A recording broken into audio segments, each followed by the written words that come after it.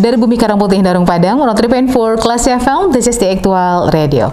Hai, halo, selamat pagi, selamat malam, selamat sore, kapanpun Anda mencermati program ini melalui YouTube. Terima kasih sudah bergabung bersama channel Kelas FM, dan juga saya ingin menyapa pendengar Kelas FM, yaitu Kelas People yang tidak pernah bosan dan selalu setia bersama kami di 103,4 Kelas FM. Saya Lia Priyanka, Anda sedang mencermati program Manajemen Praktis with Iskandar Z. Lubis. Just make it simple. Bersama saya ada Bapak Iskandar, narasumber tetap kita, di mana program ini hadir setiap hari Kamis, Classy People, di minggu kedua, minggu ketiga, dan minggu keempat. Anda juga bisa mencermati program ini melalui channel YouTube Classy FM. Silahkan untuk masuk ke channel YouTube Classy FM. Anda bisa lihat program-program kami di sana. Salah satunya adalah Manajemen Praktis with Iskandar Z. Lubis. Jangan lupa juga di like, di komen, di subscribe, dan di share pastinya. Semoga apa yang akan diperbincangkan dengan narasumber bisa bermanfaat untuk Anda. Pak Is, gimana kabarnya? Alhamdulillah, baik. Kabar baik. Siap untuk sharing hari ini, Pak? Insya Allah. Insya Allah ya. Apa topik kita hari ini? Topik kita hari ini adalah actuating dalam manajemen. Siap. Jadi setelah sebelumnya, di episode sebelumnya, Classy People, kita sudah ngobrol soal planning ya, perencanaan. Kita sudah ngobrol soal organizing atau perorganisasian. Ini tahap selanjutnya. Karena implementasi rencana menjadi aksi sangat penting untuk bisnis yang sukses. Benar nggak, Pak? Betul. Oke. Jadi di actuating dalam manajemen ini mungkin Bapak bisa mulai dengan fungsi dan juga peranan actuating ini sendiri, Pak. Oke, jadi perencanaan yang baik adalah perencanaan yang dieksekusi. Iya, betul. Betul sekali. Poinnya. Bisnis yang baik, bisnis yang dijalankan ya. Benar.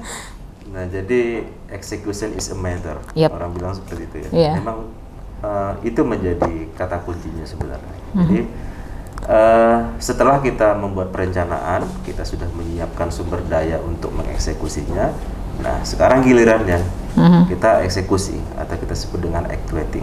Jadi pastikan ya bahwa orang-orang yang sudah kita plot di masing-masing posisi menjalankan fungsinya sebagaimana mestinya. Iya. Pastikan pula bahwa berapa anggaran yang telah kita rencanakan untuk masing-masing aktivitas itu memang benar-benar terrealisir seperti yang kita rencanakan. Jadi artinya simpelnya actuating itu kita katakan adalah ketika kita memastikan ya bahwa apa yang kita rencanakan itu dieksekusi. That's the point. Jadi ada fungsi directing di situ ya, Pak ya, pengarahan. Iya, benar. Pengarahan dan juga nanti dia akan nyamper dengan controlling sebenarnya. Jadi akan bolak-balik tuh. Iya. Jadi ketika nanti diarahkan, kemudian dikontrol, kemudian balik feedback lagi ke yang bersangkutan untuk menjalankan seperti yang direncanakan. Biasanya seperti itu. Jadi aktivitas manajer atau leader dalam hal ini seperti apa biasanya, Pak? Iya, dia itu pada saat actuating sekaligus controlling sih biasanya. Jadi nanti akan bolak-balik kayak gitu. Jadi misalkan direncanakan nih ya, misalkan si A, kamu kerjakan pekerjaan ini dengan cara seperti ini, dengan sumber daya seperti ini. Nah, jika terjadi penyimpangan langsung diluruskan, mana yang bisa langsung diluruskan saat itu. Tapi kalau sifatnya memang sangat basic, ya nanti pada saat nanti ada evaluasi, ada improvement, direncanakan untuk yang berikutnya gitu. Tapi kalau yang bisa langsung dikendalikan saat itu juga, itu ya langsung saja gitu. Bisa dikasih feedback pada yang mengeksekusi. Jadi nanti controlling, pengarahan ini, directing ini, dan disambung dengan controlling bolak-balik seperti yang Bapak bilang. Nanti juga sifatnya bisa dari atas ke bawah atau dari bawah ke atas dalam bentuk laporan, begitu mungkin ya, Pak ya? Iya, bisa seperti itu. Oke, baik. Untuk topik kali ini, Pak, actuating dalam manajemen, kita sudah mendapatkan beberapa pertanyaan. Boleh kita langsung saja ke pertanyaan? Silakan. Oke. Karena ini ada pertanyaan yang cukup panjang ya dari Bapak Ahmad di Bandar Buat ya. Dan beliau sudah menunggu cukup sabar. Sebetulnya pertanyaan ini sudah diberikan dalam minggu lalu. Cuman karena lebih cocoknya dimasukkan ke topik actuating, jadi beliau harus menunggu cukup lama ya. sampai pertanyaannya dijawab oleh Bapak Iskandar. Mohon maaf untuk Bapak Ahmad, semoga cukup sabar. Dan saya yakin Pak Ahmad ini salah satu penonton setia dan pendengar setia kita ya untuk program manajemen praktis. Oke, Pak Ahmad yang berdebar-debar menunggu pertanyaannya dijabarkan oleh Pak Is, saya mau langsung saja membacakan pertanyaannya ya, Pak Ahmad di Bandar Buat.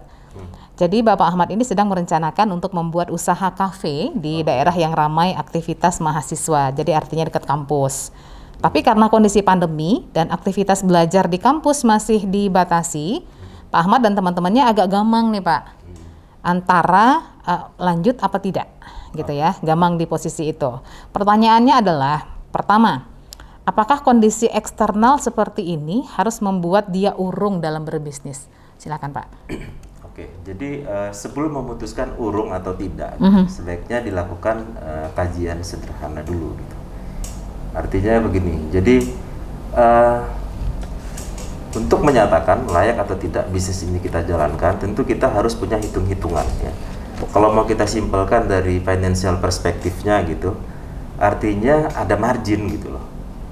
Ada margin artinya pendapatan dibanding biaya yang kita keluarkan itu masih lebih tinggi pendapatan, dan juga marginnya itu kalau kita bandingkan dengan portofolio yang lain, portofolio maksudnya katakanlah bisnis yang lain, atau bahkan mungkin kalau kita misalkan depositokan uangnya misalkan gitu, itu lebih menarik. Itu kalau pendekatannya murni financial perspektif. Tapi kan ada juga orang yang berbeda latar belakang kenapa dia membuka sebuah bisnis gitu ya. Bisa saja dia untuk mempekerjakan orang, membuka lapangan pekerjaan, merasa bermanfaat seperti itu kan. Itu kan hal yang berbeda. Nah, kembali kepada yang bersangkutan gitu. Kalau pendekatannya dari financial perspektif yang saya bilang tadi, ya, tentu pertama kaji dulu gitu. Perkiraan pendapatan revenue-nya itu nutup enggak untuk modal dan juga investasi yang akan kita keluarkan. Nah, jadi untuk ini memang sebenarnya ini butuh kajian yang cukup serius kalau menurut saya ya sebelum memutuskan. Faktor-faktor eksternal yang mempengaruhi pada saat kita memulai bisnis kafe saat ini, tentu saja pertama tadi udah disampaikan di pertanyaan itu sendiri. Dia targetnya kan di daerah mahasiswa kampus ya. Kampus jelas, kampus sekarang belum aktif seperti semula ya. Belum lagi ada regulasi juga kan dari Pemko misalkan bahwa dibatasi yang nongkrong di kafe 50% dari kapasitas. Artinya gitu ya kan perkiraan revenue-nya tentu harus dikoreksi kan. Kalau sebelumnya katakanlah kapasitasnya katakanlah 50 tempat duduk misalkan kayak gitu.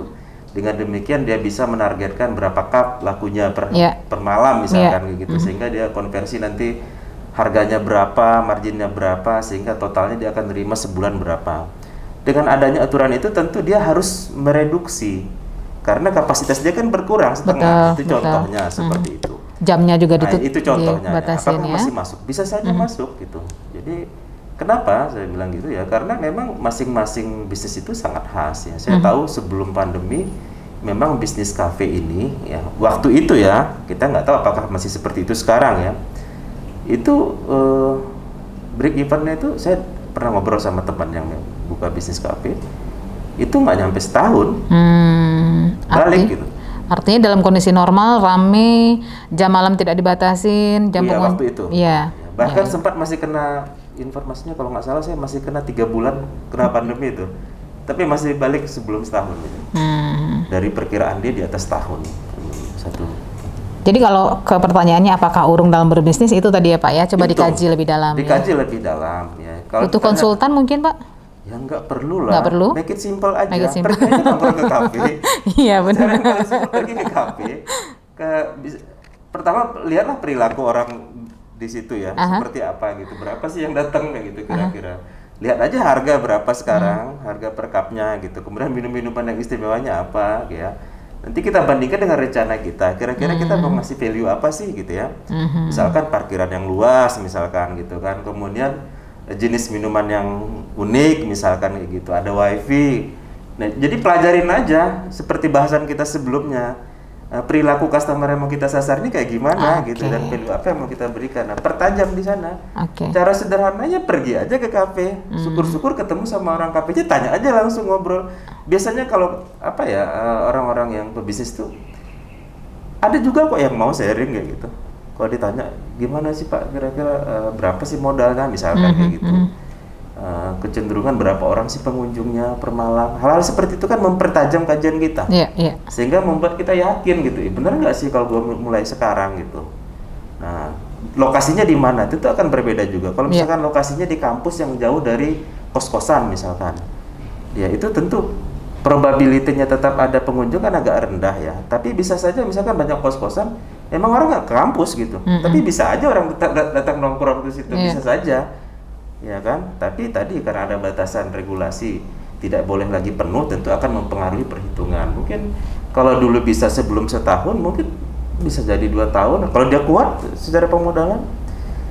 Banyak hal sih sebenarnya yang perlu yang perlu dipertimbangkan. Tapi itu kunci-kuncinya lah gitu ya. Kunci-kuncinya pertama, pastikan bahwa itu layak gitu secara finansial gitu.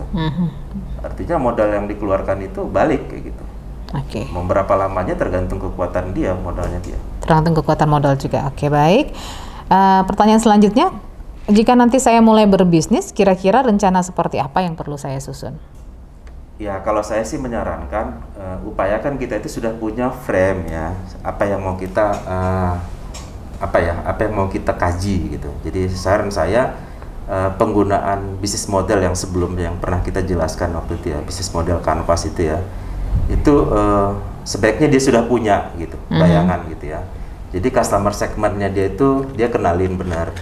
Let's say umur 15 sampai 20 tahun misalkan, tadi ngomongnya kafe kan. Artinya anak-anak 15 sampai 20 tahun tuh gimana sih perilakunya gitu, need-nya apa sih kayak gitu ya. Pain point-nya apa sih gitu, sehingga itu yang dia siapkan gitu. Sebagai ilustrasi ya, anak-anak muda itu misalkan kita ada menu-minuman di kafe itu beda kalau misalkan kafe yang sasaran itu bapak-bapak yang seperti saya lah misalkan gitu ya kan. Ya anak-anak itu mungkin setiap 3 bulan sekali harus dirubah menunya, contohnya kayak gitulah gitu ya. Suasananya mungkin harus dirubah, mungkin wallpapernya mungkin. Tapi upaya-upaya seperti tadi itu kan butuh biaya, harus nutup juga gitu. Jangan nanti kita habis biaya di hal-hal yang sebenarnya belum tentu balik ya. Makanya harus ada hitung-hitungannya juga gitu. Misalkan sewa tempat dan sebagainya gitu.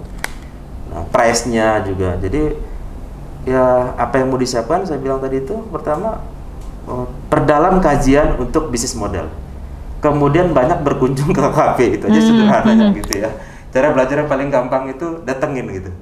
Samperin aja studi gitu, kasus gitu ya. Nanti kita akan ketemu tuh hal-hal yang eksternal, apalagi sih tadi kan baru diskusi kita kita kan regulasi pemerintah dan sebagainya. Kalau kita udah ketemu sama pelakunya, kemudian kita nongkrong di sana, kita akan lihat langsung tuh, oh ini customernya kira-kira kayak gini nih gitu ya. Nah, itu akan kita pertajam lagi gitu. Kemudian nanti kita bicara masalah key resource, sumber daya yang dibutuhkan, kita akan lebih banyak tahu dia masuk ininya dari mana sih ini nih. Nah, kalau kita misalkan bisa mencari alternatif yang bisa lebih murah, itu juga akan memberi nilai tambah juga untuk margin kita. Misalkan ilustrasi, misalkan pasokan kita untuk susu dari mana, misalkan kita tahu ada susu yang lebih murah, itu kan menjadi menambah margin. Gitu. Produsen tangan pertama begitu ya. Ya intinya sebelum memulai, saran saya kunjungi langsung kafe-kafe gitu. Itu gambaran ininya ya. Dengan calon customer yang mirip gitu ya Pak ya. Kemudian ya nongkrong di sana, amati perilaku customer, kemudian amati proses bisnisnya seperti apa di sana. Syukur-syukur ketemu sama pemiliknya, ngobrol sama dia, tanyain ke dia suka dukanya. Ada kok, pasti banyak orang baik di Indonesia ini. Ini serius benar. Saya dulu pernah memulai bisnis gitu ya. Saya pernah dulu buka swalayan sih, saya tanya sama yang punya swalayan. Ada juga yang ngasih tahu gitu. Jadi kayak gitu aja gitu. Ini kan dia sepertinya join bisnis nih Pak Is ya. Dia dan teman-teman. Nah, kalau join bisnis ini kan artinya ada ego yang berbeda, ada isi kepala yang berbeda. Menyatukannya di langkah yang mana? Nanti Pak, nanti dijawabnya ya Pak. Siap. Di sesi berikutnya ya Pak ya. Siap. Ditahan dulu ya Classy People, nanti kita akan ngobrol kembali dengan Bapak Iskandar Z. Lubis di program Manajemen Praktis with Iskandar Z. Lubis. Just make it simple.